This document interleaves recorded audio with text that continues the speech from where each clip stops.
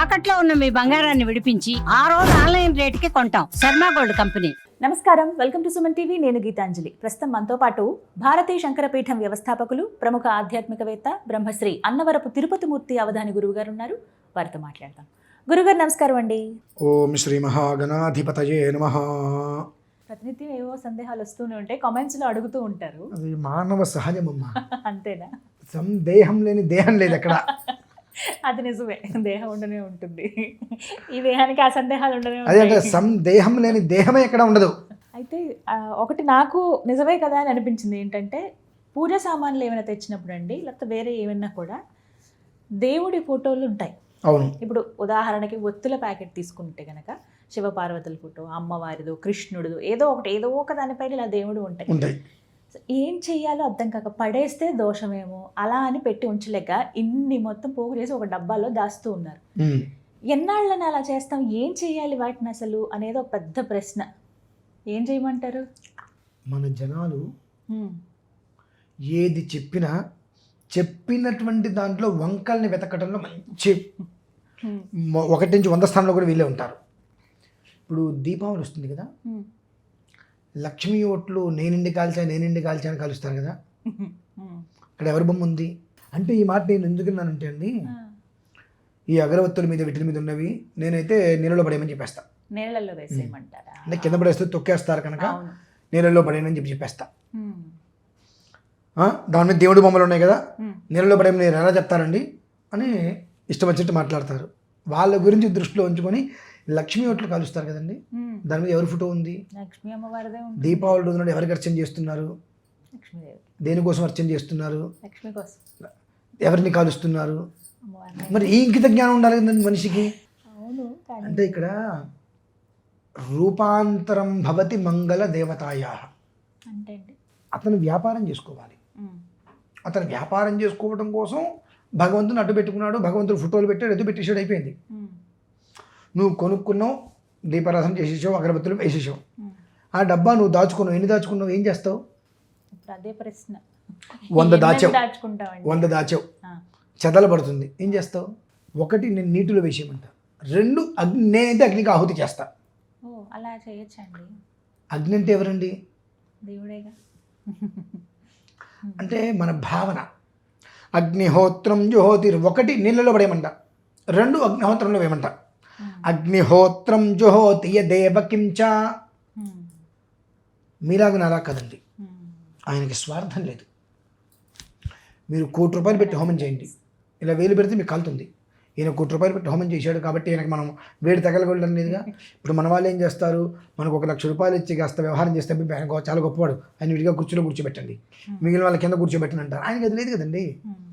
అగ్నిముఖావై దేవాహ, ఈ 2 ఏదైనా చేయొచ్చమ్మా. ఈ రెండిట్లో ఏదైనా 1 నదిలో వేసేయచ్చు. దీనికి మీకు నేను సరైన ప్రశ్న కొట్టేస్తానమ్మా. ఇటువంటి వాటికి అసలు జనాలు ఏది అవసరమో ఏది అనవసరమో విషయం వదిలేసేసి అనవసరమైన విషయాన్ని పట్టుకొని దాని మీద భూతత్వం పెట్టి చూస్తూ ఉంటారు. ఇటువంటి వాళ్ళకి నేను ఒక ప్రశ్న విషయాన్ని అనుకోండి, కొత్త రకమైన ఆలోచనలు. ఇప్పుడు మీరు అన్నారు అగరవత్తుల మీద ఇవన్నీ వస్తాయి, మరి ఇవేం చేయాలండి? పడేయచ్చా? నీళ్ళలో పడేయండి. నీళ్ళలో పడేయటం ఏంటండి? దేవుణ్ణి. ఓకే. అగ్నిహోత్రంలో పడేయండి. దేవుని అగ్నిహోత్రంలో పడేయటం ఏంటండి అన్నారు. ఓకే, బాగా.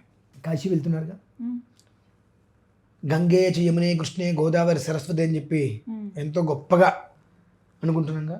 ఆ నదికి వెళ్ళినప్పుడు మీరు స్నానానికి ఎట్లా వెళ్తున్నారు? తొక్కుకుంటూనే వెళ్తున్నారు కదా నదిని. మరి దిగేటప్పుడు కాలుతో తొక్కుతూనే వెళ్తున్నాం కదండి, తలకిందులుగా వెళ్ళట్లేదుగా. అంటే కొన్నిట్లకి అసలు దీనికి సంబంధాలు ఉండవు, కొన్ని ఆచరించడమే విధానం. ఆచరణ కొన్ని చేయకపోతేనే అనర్థాలు, కొన్ని ఆచరణ చేస్తే అనర్థాల నుంచి బయటపడతాం. ఎట్లా? ఇవన్నీ ఏం చేస్తారు? అగ్నిహోత్రంలో నేనైతే వేసేయమన్నా, మీకు పాపం ఉందనుకోండి, అది నాకు వస్తుంది. ఎందుకంటే అగ్నిహోత్రుడు దేవతే కదండి, కాదా? నీరు పంచభూతాలలో 1, అగ్ని పంచభూతాల్లో 1. పంచభూతాల్లో కలిపేమంటున్నాం వాటిని. ఇంట్లో పెట్టుకొని దాన్ని ఏం చేస్తారు? మీరు ఏం చేయలేరు. ఎంతో ఈ ప్రశ్న మీరు కాదు, ఇంత పూర్వం చాలామంది అడిగారు. ఇంట్లో చాలా యంత్రాలు ఉన్నాయండి, ఏం చేయాలి? నీళ్ళలో తీసుకుని మధ్యలో వదిలేసేయండి, చక్కగా పాడైపోయిన ఫోటోలు ఉంటాయి, వదిలేసేయండి. ఇవన్నీ కూడా చాలా అనకూడదు కానండి. అసలు ఈ ధర్మ సందేహాలే కాదు, అవును, అంతేనా? అసలు దీన్ని ధర్మ సందేహం అంటానికి కూడా వీల్లేదు. అంటే చిన్న చిన్న వాటికి భయాలు పెట్టేసుకుంటారు అట్లా. ఇందాక చెప్పా కదమ్మా, ఏదైతే అనవసరమో దాని గురించి కూపీలాగి దాని గురించి ఏమున్నాయో అని మన సమయం మొత్తం వృధా చేస్తాం. అసలు దేనికి సంబంధం లేనివి, దేనికి సంబంధం లేని విషయాలు. నిజం చెప్పాలంటే ఈ వచ్చే అగరత్తులు పెట్టడానికి కూడా వీల్లేదు. ఇవన్నీ కెమికల్సే కదండి. ఇప్పుడు అది కూడా ఒక సమస్య. మనం మొన్నటి వరకు తయారు చేసాం చక్కగా ఈ ధూమ్ స్టిక్స్ లాగా, మన దగ్గరగా 18-19 రకాల మూలికలతోటి అవి మేము ఇంట్లో పెడుతూ ఉంటాం. మరి ఇప్పుడు ఊదుబత్తులు వస్తున్నాయి. మరి నేను అడుగుతా, దేవుడికి పెట్టినటువంటి పూలమాలలు ఆ నిర్మాల్యం నుంచి తీసేసి ఇప్పుడు ఊదుబత్తులు చేస్తున్నారు. మరి భగవంతుడికి ఎలా ఒకసారి వాడిందే కదా, దాంతో మళ్ళీ చేస్తున్నప్పుడు ఎలా వాడతామని అడుగుతా. దీనికి రకరకాల సందేహాలు. వద్దు, నువ్వు నెత్తికి అర్చన చేసుకుందాం అనుకున్నా మనస్సు పెట్టి అర్చన చేసుకో. వీటి మీద అనవసరమైన దృష్టి పెట్టి ఏం జరుగుతుంది, జరిగేది ఎట్లాగో జరుగుతుంది, జరగంది ఎప్పటికీ జరగదు. ఏదో ఇదేదో చేస్తే అదేదో జరుగుతుందేమో తెలిసి తప్పు చేయొద్దు కదా అని ఒక భయం అంతే. అమ్మా, ఇక్కడ తప్పు అనేటువంటి దానికి అనేక నిర్వచనాలు ఉన్నాయి. మనం తెల్లవారు లేచిన తర్వాత భూమిని నడవటం తప్పే కదా, భూస్పర్శ పాదాలకు ఉండకూడదు. మరి అందుకనే ఋషీశ్వరులు కానీ వీళ్ళందరూ పావుకోళ్ళు వేసుకుంటారు. మనం చెప్పులు ఎలా అయితే వేసుకుంటామో పావుకోళ్ళు వేసుకుంటారు, అంటే డైరెక్ట్గా భూస్పర్శ తగలకూడదు అని చెప్పి. మరి తెల్లవారు లేచిన కానీ చేసేవన్నీవే కదా. ఏవి దోషమో ఏది దోషభూయిష్టం కానిదో ఉన్నాయి ప్రతి ఒక్కటి. దాని గురించి దోషభూయిష్టం కాని దాని గురించి మీరు అబ్జర్వేషన్ చేసుకొని దాని గురించి ఆలోచన చేసుకొని ముందుకెళ్ళండి. ఈ అగరబత్తులు ఉన్నాయి, ఈ బెట్ట మీద దేవుడు ఉన్నాడు, దీన్ని ఏం చెయ్యాలి, దీన్ని అటక మీద పెట్టాలా, పెట్లు భద్రంగా పెట్టాలా, ఇన్నున్నాయింది, దీన్ని ఏం చెయ్యాలండి, అసలు ఇది దేనికి ఇవి? ఇవన్నీ ఆలోచించే ముందు లక్ష్మీ అమ్మవారు అవుట్లు ఎందుకు పేరుస్తున్నా ఆలోచిస్తున్నావా? అదే ఆలోచిస్తే అసలు నీకు దీని గురించి నీకు వ్యవస్థ రాదు, నీకు అర్థమైపోతుంది. అది ఆలోచించినప్పుడు ఇవి ఆలోచించి ఉపయోగం ఏంటి అంటే, ఇవి కాల్చేయండి అయ్యా, నీళ్ళలో పడింది అంటే దేవుడు కదండినా. అమ్మవారిని చక్కగా రూపం వేసి నిలబెట్టి ఇట్లా ఎక్కడి నుంచి డబ్బులు పడతాయి కిందంత డబ్బులు ఉంటే అమ్మవారు ఇలా ఉంటుంది, పేలుస్తున్నావా? అప్పుడు నీకు ఆలోచన రావట్లేదా? నా నోట్లోంచి ఇలానే వస్తాయమ్మా.